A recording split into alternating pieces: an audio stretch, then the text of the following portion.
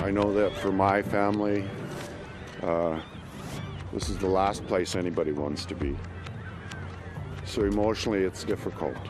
Tonight, Saskatoon police have started a search of a city landfill for a Métis woman who's been missing since 2020. We are compelled to declare a state of emergency in Peguis First Nation. A $1 billion claim by the Peguis First Nation in Manitoba against the city, province, and federal government over flood damages. The Native American students that were there, they weren't participating. They pretty much were on the sidelines watching, I guess in shock, you know? And a shocking display of racism from some students at a North Dakota high school during their prom.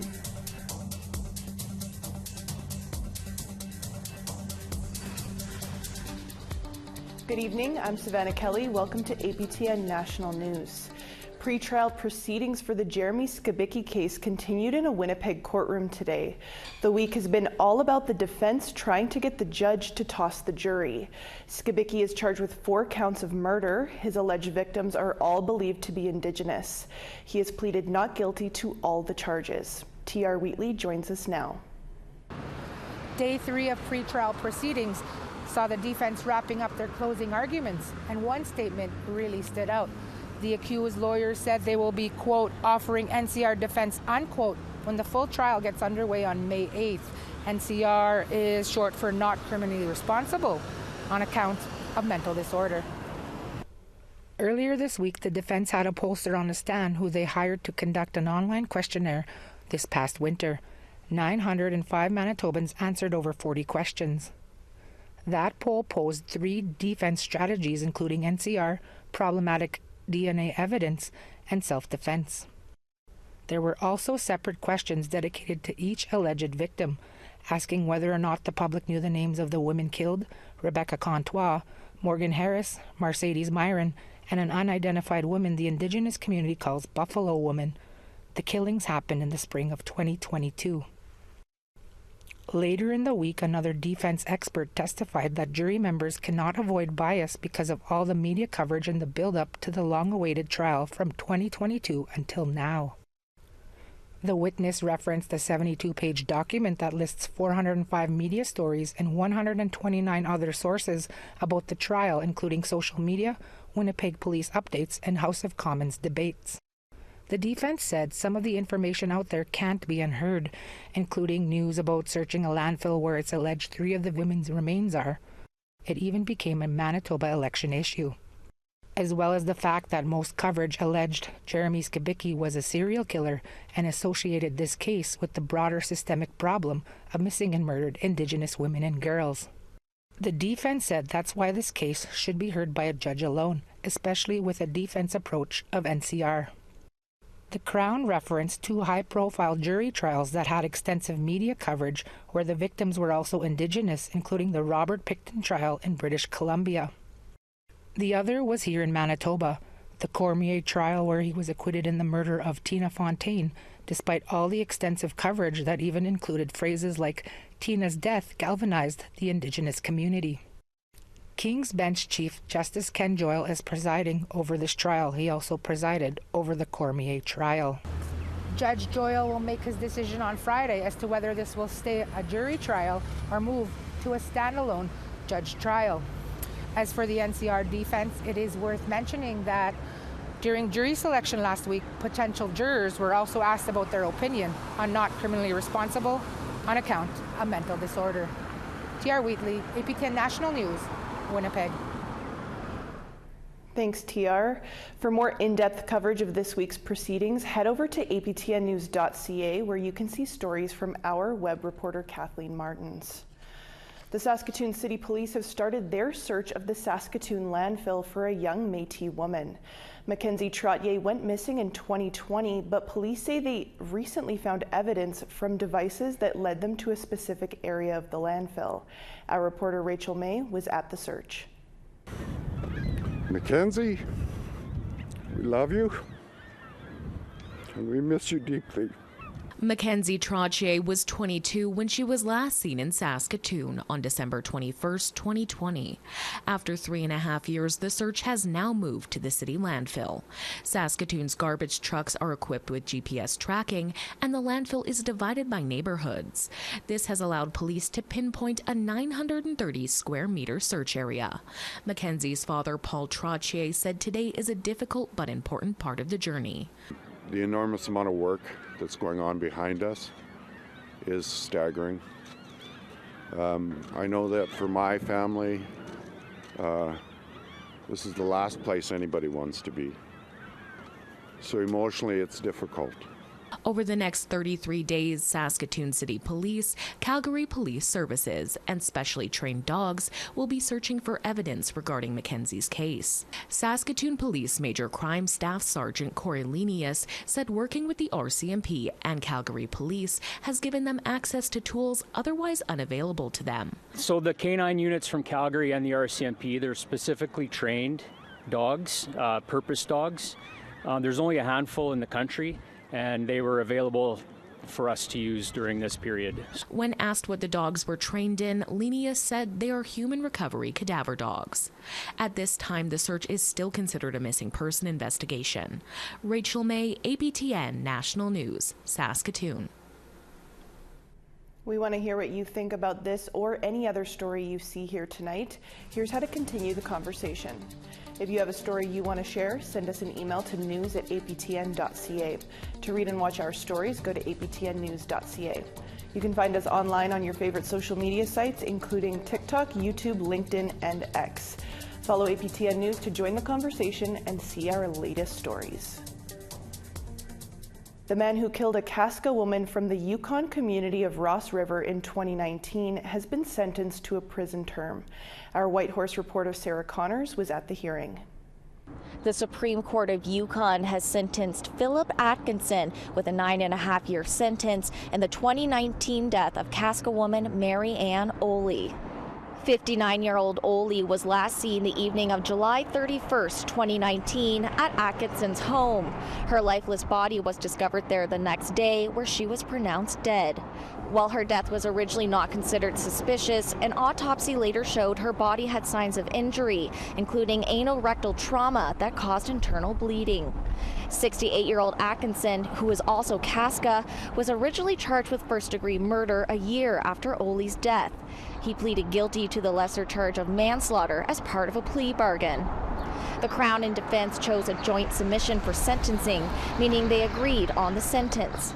The Crown said it had significant weaknesses in its case and that a joint submission would prevent a 5-week jury trial and save time and court resources. With time already served, Atkinson will be released from federal prison in just over 4 years. He's also subject to a DNA order and a lifetime firearms ban. A family member of Oley who was at the sentencing told reporters she didn't think justice was served and that Atkinson's sentence should be longer for the pain he's caused the community. Sarah Connors, APTN National News, Whitehorse. The woman who accused former MP Romeo Saganash of sexual assault has filed a civil lawsuit. Carmen Roy made the allegation a year ago and now says she lives with psychological, emotional, and physical injuries. Saganash was a prominent First Nations leader who represented a riding in Quebec until 2019. Last June, Winnipeg police arrested Saganash for an incident that took place 1 year ago. Last October, his case was diverted to the Manitoba Restorative Justice Centre. Roy never wanted prosecutors to place his criminal charge to a restorative justice program. Saganash's next court appearance is May 17th for an administrative appearance. Conservative leader Pierre Poilievre is once again taking aim at the decriminalization of hard drugs. Following yesterday's debate in the House of Commons, Poilievre is expressing concern about a request from the City of Toronto to legalize hard drugs. In a letter to the Prime Minister, Poilievre is demanding the PM reverse support for legalizing crack, cocaine, heroin, and other hard drugs, and to reject Toronto's request. We've already seen that 2,500 people die as a result of this policy happening in BC. And yesterday I was trying to get the Prime Minister to commit that he wouldn't import this wacko idea to Toronto which is already reeling from his catch and release criminal justice system in car thefts, extortions, carjackings, and deadly violent crime, and he wouldn't do it. Toronto's request is being made in the form of an exemption to federal drug laws, which would see possession of small amounts of certain illegal drugs decriminalized. Polyev says a similar exemption in BC caused chaos in places like hospitals, parks, and public transportation. Winnipeg police today showed off some of the items seized during an interprovincial drug investigation. $1.7 million in Canadian currency, approximately 30 kilograms of cocaine, 75 kilograms of benzocaine, a large quantity of street-level fentanyl and oxycodone. Dubbed Project Soft Landing, the large-scale investigation targeted what police say was a high-level interprovincial drug network. 14 people, 9 from Winnipeg, as well as individuals from Vancouver and Ontario were arrested. Multiple police services were involved in the investigation in addition to Winnipeg Police. Some Indigenous students at a North Dakota high school walked out of their prom early after a racist display by fellow students. We'll tell you more about that after the break. Plus, why the Peguis First Nation in Manitoba has filed a $1 billion lawsuit. The scars left by these waters are not visible only on buildings alone, but are evident in the eyes and hearts of our people.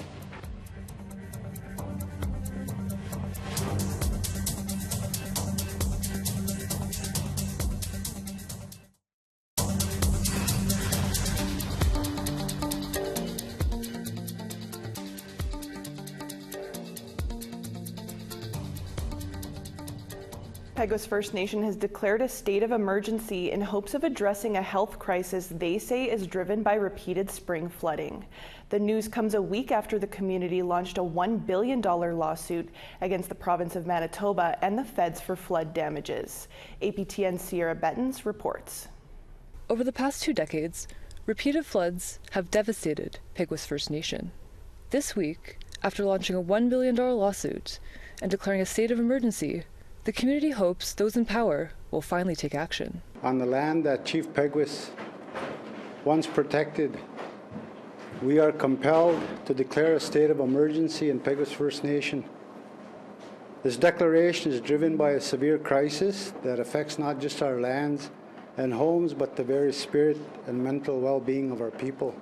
Located 200 kilometers north of Winnipeg, Peguis is the largest First Nation in Manitoba, with a population of approximately 10,000 members. The $1 billion lawsuit seeks compensation from the federal and provincial governments for flood damages, repairs, and cleanup costs. The community was first displaced from the St. Peter's Reserve near Selkirk, Manitoba in 1907, following an illegal land transfer.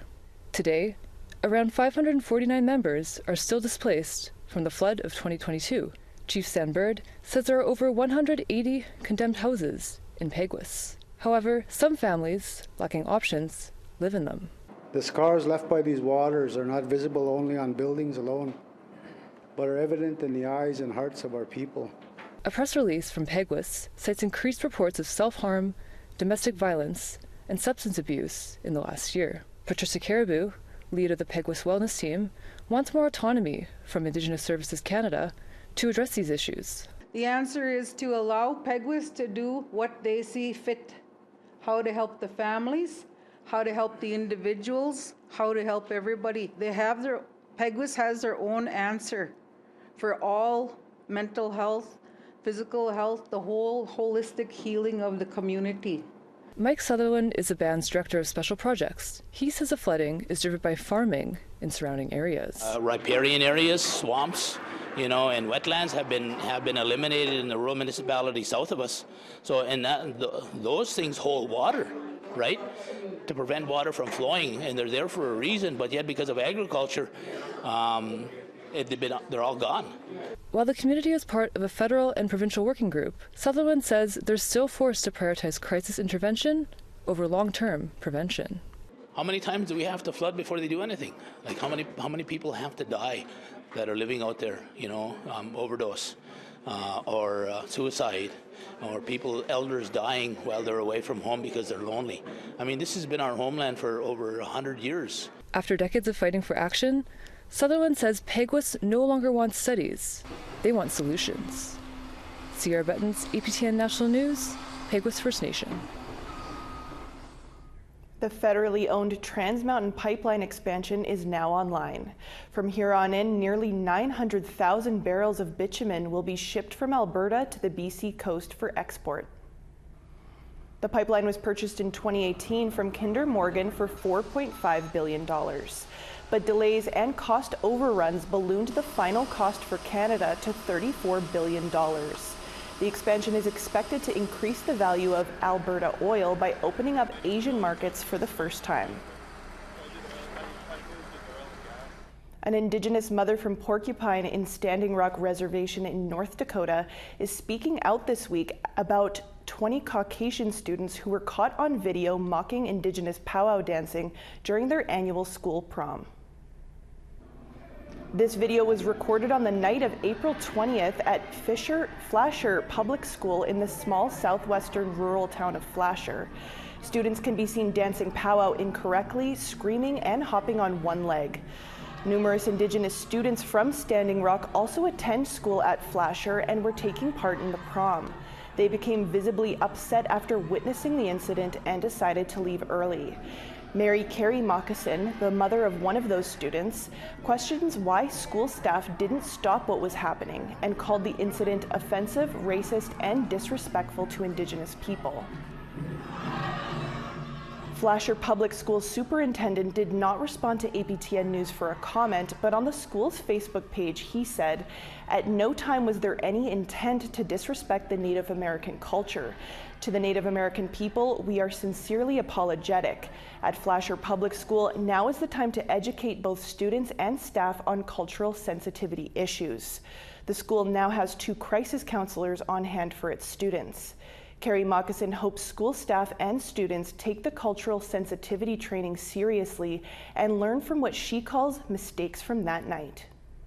The Native American students that were there, they weren't participating.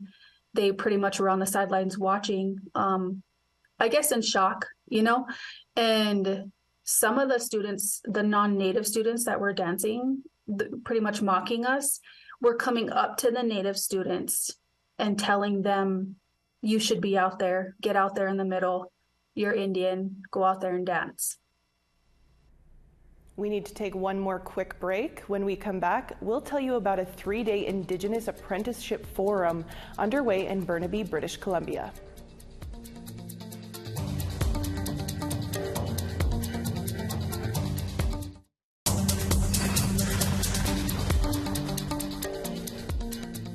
Welcome back. Time now for our photo of the day. Carrie Slack shared the view from Ottawa, Ontario. The flowers are about to bloom as spring is in the air right across Turtle Island. Thanks for sharing that photo, Carrie. Keep these great photos coming. Send your pics to share@aptn.ca for the chance to be our next photo of the day. Now, let's take a look at tomorrow's weather forecast. Over on the East Coast, 14 degrees for Halifax, rainy, and 6 degrees in Charlottetown. Inukjuak, mostly sunny, 3 degrees there, La Grande River, plus 15. Quebec City, rainy and 9 degrees, Val-d'Or, plus 17 and rain. London, mostly sunny, 21 degrees there, Sarnia and Windsor, plus 18. Kapuskasing, rainy and 16 degrees there, same thing for Timmins and Sudbury.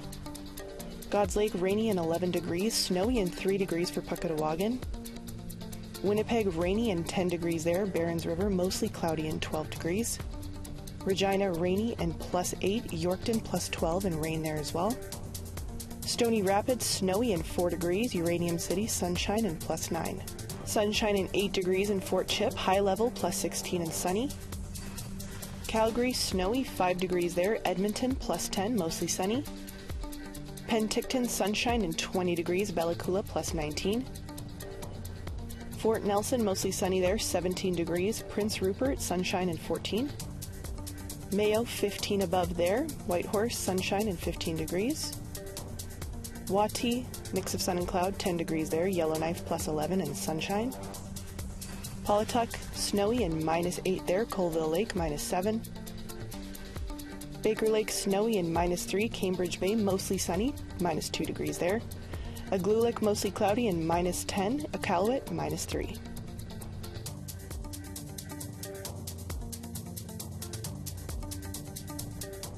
A 3-day event called the Indigenous Apprenticeship Forum is currently underway in Burnaby, British Columbia.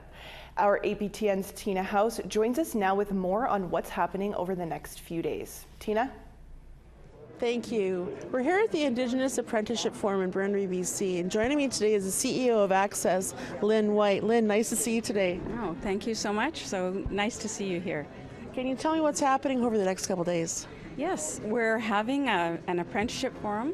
So we brought together the ISETs in BC, some government, employers, unions, Skilled Trades BC, brought them all together to form some partnerships, to talk about employment, to make sure that our Indigenous participants are getting the training that they required, and just making it grow.